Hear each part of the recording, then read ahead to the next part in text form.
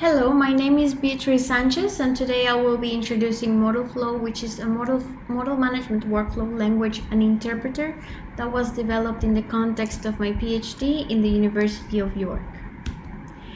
I've structured this presentation in a way that first gives an overview of ModelFlow as a tool and then focuses on its different features. So ModelFlow is a prototype for specifying and executing multi-step workflows involving model management tasks.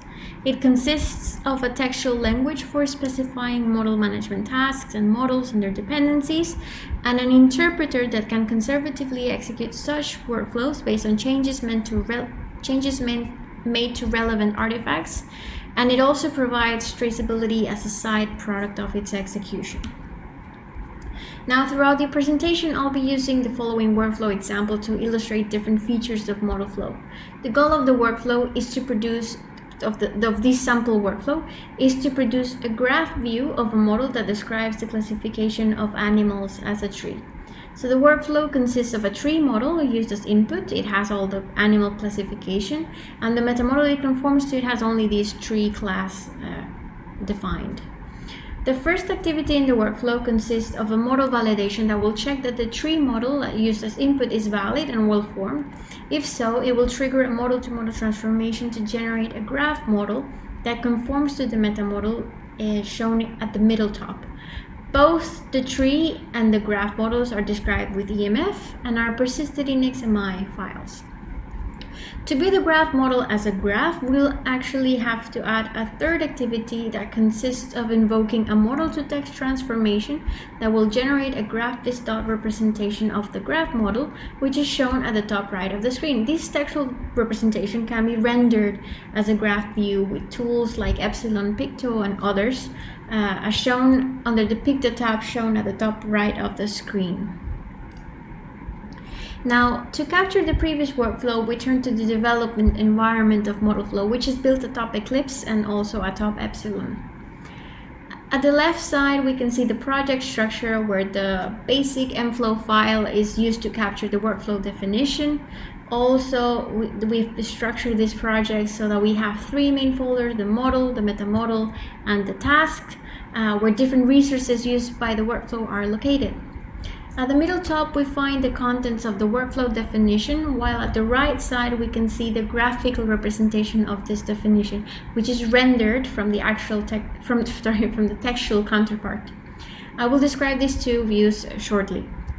Finally, at the bottom of the screen, we find the console view, which shows which tasks are being executed and their exit status. Okay.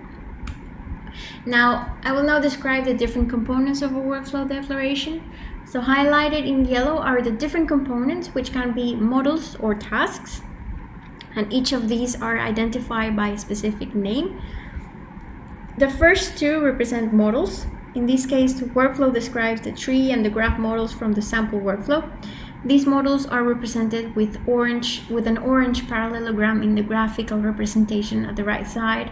Both the textual and the graphical descriptions indicate the type of model being managed, in this case an EMF model. Additionally, in the textual declaration, we observe that both the model and the metamodel files are indicated as part of the model configuration properties.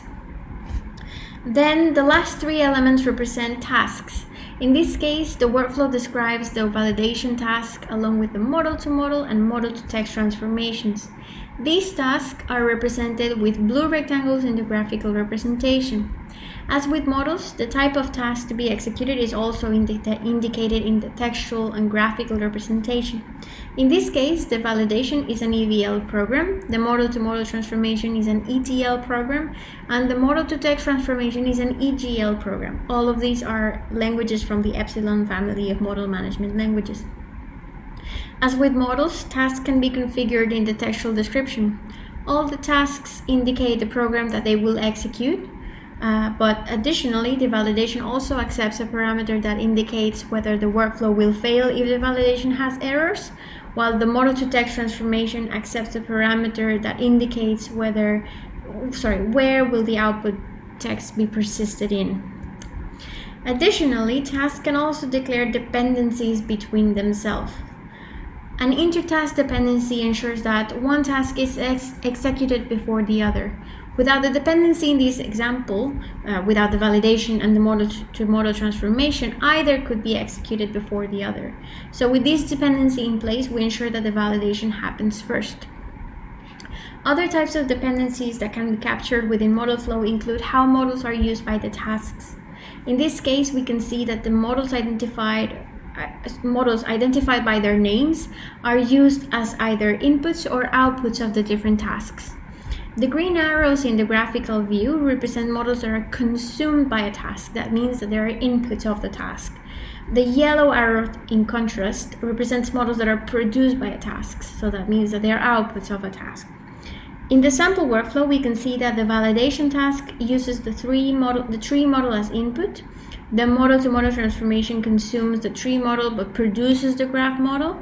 And the model-to-text transformation uses the produced graph model as input. So those are the types of models being used. Additionally, it is possible to add different aliases to models in the tasks. So for example, the tree-to-graph task has the tree model uses the tree alias, so it's slightly written differently, so that the tree is actually named, the model is actually named tree M, but the alias provided is just tree.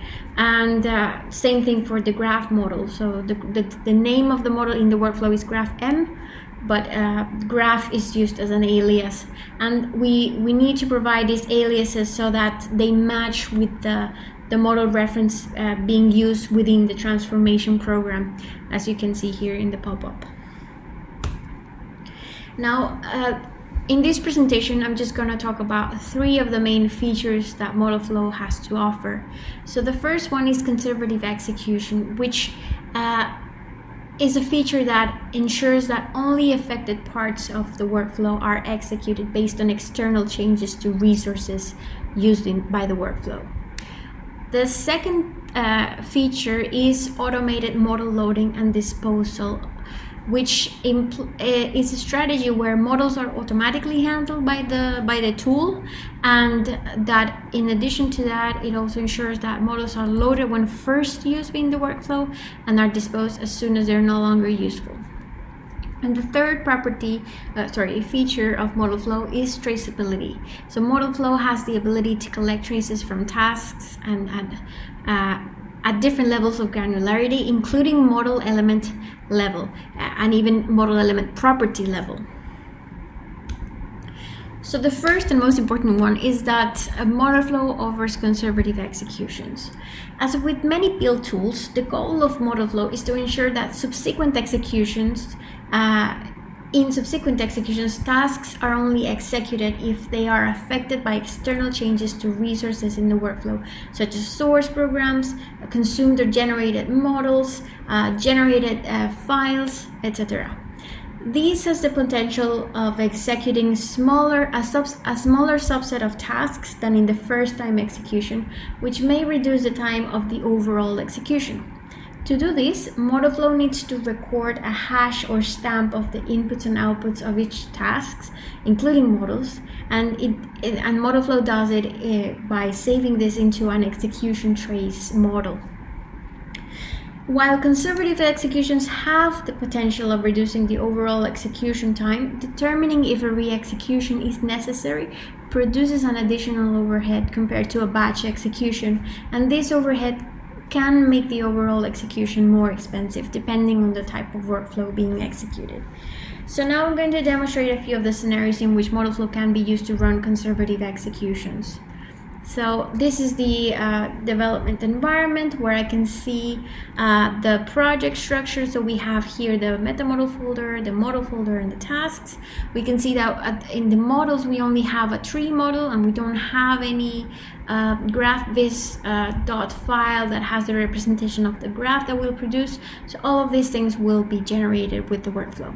So the first thing I'm going to do is I'm going to create a run configuration for this workflow definition. So I'm just going to go to run configuration and create a new workflow definition for the workflow. I'm just going to remove this and this. I'm not going to be showing this at the moment. So I'm going to run it. So this is the first time execution, and we see that the 3 tasks, so tree valid, tree to graph, and graph view, are all executed, and now we have in the model folder we have a graph model. We also have an output folder that's new that has the dot view representation, graph-based representation. So if we have a look at the first model, so the input model, we see that we have this structure where we have the animals that are vertebrates and invertebrates, and we have mammals and birds, etc., all the classification. So if we open the graph visualization of this model, we see that slightly different. We have, instead of trees, we have the concept of nodes and edges, etc. So we have this model that has been generated, and we can open the graphical visualization of this in GraphViz. So this is the actual file generated, but we can see a rendered view of this graph with Picto. You can see the vertebrates, invertebrates, so we have this new representation of the graph, right? So what I'm going to do is now execute this workflow again. Okay, so I'm just gonna rerun it again, and because I haven't changed anything, I wouldn't expect tasks to be re-executed. So in this case, we see that the validation is re-executed, but all the others are not. And the reason why the tree validation is executed is because it is annotated with the always annotation, which ensures that it is always executed regardless of whether the inputs and outputs have actually changed. So, but the rest with the tree, because the tree hasn't changed, because the transformation hasn't changed, and because the GraphViz template hasn't changed, all of these tasks are safely skipped. Right? Now what I'm going to do is I'm going to show you some examples of change scenarios where the first thing I'm going to do is I'm going to go to the tree model, and I'm going to remove the mammals from the warm-blooded. Okay, so I'm just going to remove this element. I'm going to save this model, and then I'm going to re-execute this workflow. Okay, so now we see that everything is re-executed. Why? Because the tree is the input of everything here in the workflow, and it will affect everything. So all the tasks are re-executed. If I open the dot that was generated, we see that we don't have mammals anymore in the warm-blooded category. Okay, but if I put it back, if I say undo and save and trigger the workflow, everything is re-executed again, and then we have the mammals back in place. Okay, so another thing that I want to show you is what if instead of changing a model, I change one of the transformations used. Okay, so I'm just going to open the model to model transformation here. So we have the rules where we process a tree and transform it into a node or another part of a graph. And in this particular place, I can see that there's some code repetition in the two rules. So I'm just going to replace this with an operation. Oops, sorry. So I'm just going to copy this operation and put it in here. And I'm going to use this method now instead of copying the code twice. Okay. So the important thing to notice here is that I'm changing the transformation, but it's basically doing the same. So it will not affect the output that is generated. The graph model will remain the same. So I'm just going to trigger this. And as you can see, the transformation did re-execute because it noticed that something changed in the program, but the output was actually the same. So the graph view, so the model to text transformation was actually skipped, and we can see that it actually remains the same. It didn't change anything. So these are the benefits of having this conservative engine, that it kind of detects what you're doing. And the next feature is automated model management. So in some build tools, we can appreciate that the user is left to decide how and when to load and dispose models using a workflow. Well, this is a perfectly valid option. We want a model flow to automatically decide when and how to load models based on how tasks use them.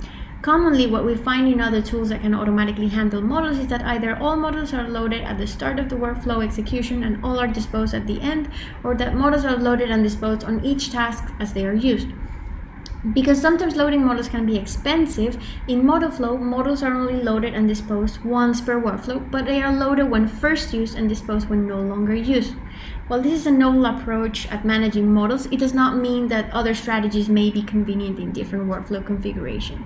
In our sample workflow, we can see that the tree model is used by the validation and the model-to-model transformation, while the graph model is used by the last two transformations.